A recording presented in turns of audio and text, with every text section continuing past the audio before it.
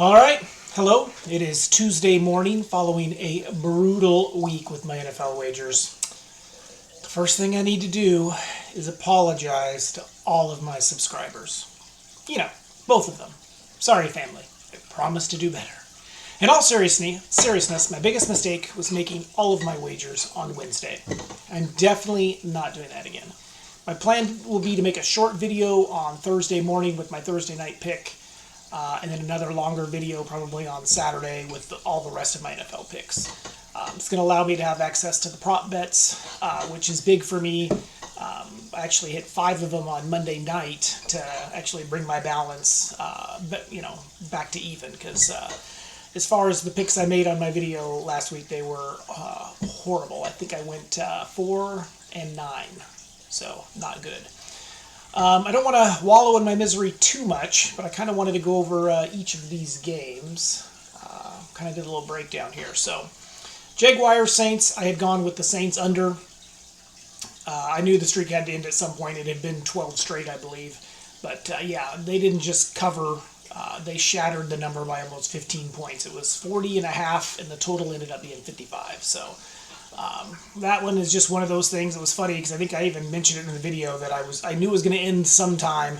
I should have just went with my gut on that one and went with the over. Yeah, live and learn. Lions and the Ravens. I took the Lions +3. Man, does that look bad at this point. The Ravens just blew them away. But there was a stat that I heard yesterday that I wish I had heard before I made my wager. And that is that the NFC teams are 1-16 against Lamar the first time they play him. It's crazy. Colin Cowherd brought it up on the herd, and they just don't realize, I think, just how fast and how elusive he is, and nobody has anybody like that on their practice squad for during the practice week to prepare for him. So the teams that do better against Lamar are the teams that have played him multiple times and then are able to kind of come up with a scheme and a defense able to handle him. So that one was a bad loss. Raiders at the Bears. I took Crosby to get a quarter of a sack. Man, this one came early. He definitely got a sack. Not surprising. The one thing about this game that I thought was interesting is that that rookie QB from that Division II school looked pretty good. Makes me wonder if Justin Fields might be in a little trouble. Hopefully he doesn't rush back from the injury and get hurt worse. But we'll see what happens if the Bears go into Los Angeles to play the Chargers and he does well again. There will definitely be a QB controversy in the Windy City. Browns and the Colts. This game was nothing like how I thought it would go. I had picked the Colts under 18.5. Yeah, they scored 38. So, Minshew is like a roller coaster, super highs, super lows. Just never know what you're going to get. He had a lot of highs in this one. And honestly, I thought the Colts should have won that game. I thought the referees kind of blew it in that game. But what are you going to do? Bills and Patriots. Man, this game is forcing me to think differently about the Buffalo Bills. There is no way that they should have lost to New England. Even in New England, they are a much better team who played down to their competition. And the Patriots were just reeling. They had not done anything in the previous 3 weeks, and for them to lose that game is just crazy. You just never know what you're going to get with the Bills. So we'll see what happens this coming week. Because sometimes, after they've been embarrassed before, they just came out and blew people away. So we'll see if that trend continues. So I think their next game is at home. So, the Giants and the Commanders, I took the Commanders -2. This game was close. We'll say this, though. I think Tyrod Taylor runs that offense better than Daniel Jones. And that is going to be a factor in how I play the Giants moving forward. Tyrod I'm not sure that he's a more skilled quarterback necessarily, but he just doesn't make the mistakes that Daniel Jones makes. So that will definitely be a factor. It's going to be hard for me to play the Giants to cover if Jones is playing quarterback. So the next one was the Buccaneers and the Falcons. I took the Buccaneers -2.5. It ended up being a 3-point game. Could have gone either way. I think Tampa Bay really had a chance in this one. Just kind of let it slip away. It's a divisional matchup. I probably should have gone just with the under on this one. I mean, neither of these teams score a lot. It's a divisional matchup. They see each other. That generally favors the defense. I think the under would have been a much better play. Obviously, hindsight's 20/20, but something I need to think about moving forward, especially with the NFC South in those divisional matchups. Steelers and Rams. Again, I thought this one could have gone either way, but I just never thought I'd see a game where Cooper Kupp had 2 drop passes. And between those dropped passes and that T.J. Watt interception coming out of the half, those are just huge factors in the outcome.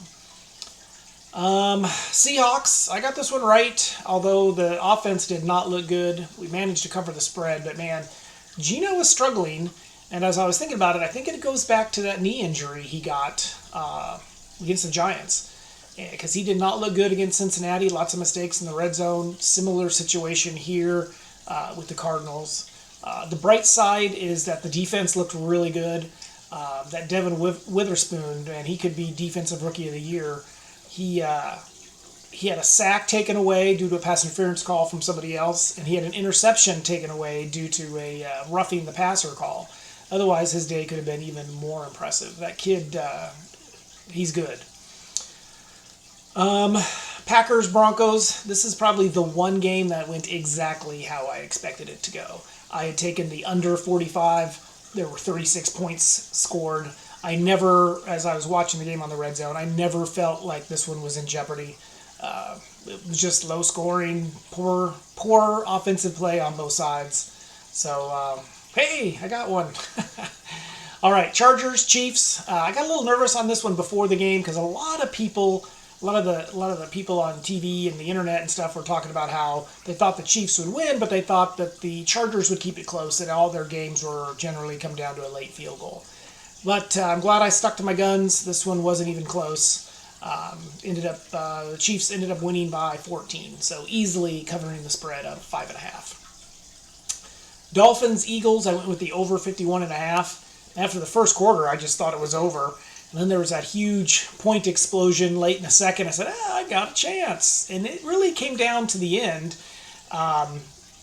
The Dolphins had a chance, and I think they turned it over on downs, and they were within field goal range. And then the Eagles marched down and got it inside the red zone, and then they just ran the clock down at that point because Dolphins were out of timeouts. But I didn't need much more. It was close.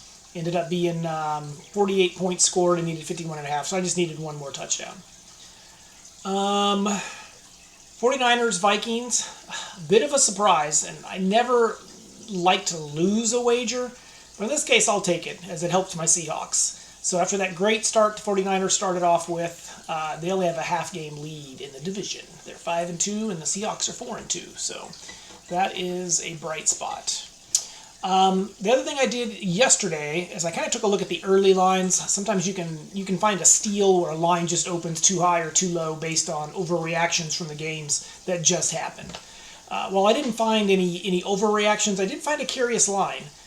Yesterday, the line was Chargers minus 9.5 at home over the Bears. It's already come down to 8.5. So I'm not the only one who noticed it, but I think it was Bill Parcells who once said, "You are what your record says you are." The Chargers are 2-4, and the Bears, I think the Bears have 2 wins too, and they just beat the Packers. 9.5 was way too many points, so I did go ahead and put a little bit of money on the Bears to cover this number. So at 8.5, I mean, it's probably still a decent wager if anybody wants to take a look at it. But that is one thing I try to do is on Monday is take a look at the lines and just see if anything out there is just way off kilter. And this is the one that I saw. The other thing that I found of interest out there is there's a slight chance of snow in Denver on Sunday for when the Chiefs come to town. Could be our first snow game.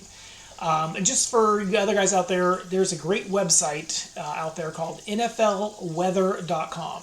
I always try to look at this before playing an over-under especially. I mean, I got burned, I think it was last year before I found this website. It was the